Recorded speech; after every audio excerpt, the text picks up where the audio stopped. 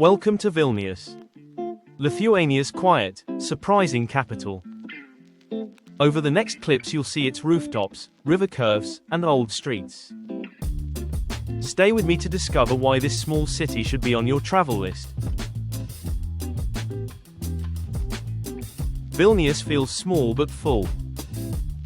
The old town is one of the biggest medieval centers in Europe, filled with bright Baroque buildings and narrow lanes. You can walk most places. Food, music, and small shops give the city a friendly beat that feels easy to explore. Vilnius has been shaped by many rulers and neighbors. Kings, Grand Dukes, and later empires left churches, fortresses, and old homes. The city kept many buildings through hard times. That is why every street shows different times and styles. Lithuania uses the euro. Prices in Vilnius are often lower than in Western Europe. Cards work almost everywhere, but carry a little cash for small markets and bakeries. The old town is a place to slow down.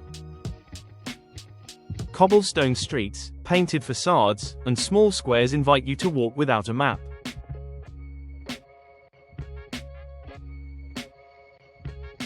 Stop for coffee, watch people pass, and let the city show small details you would miss in bigger places. At night, Vilnius is calm but friendly. Small clubs, live music bars, and late cafes keep things interesting. You can hear jazz, folk, and new electronic sounds. The night here is about local rhythm, not big crowds. Vilnius holds many churches, a cathedral, and old synagogues. These buildings show faith and art in stone, wood, and paint. Visit quiet churches for calm and big plazas for music or open-air events. Vilnius changes with the seasons. Spring brings flowers and festivals.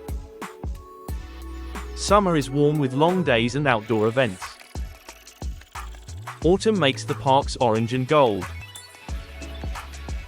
Winter can be snowy and quiet, with cozy cafes and candles. Every season has its own mood.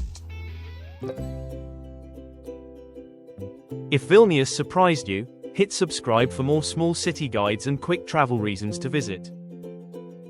Like this video so others can find it, and tell me in the comments which city I should cover next.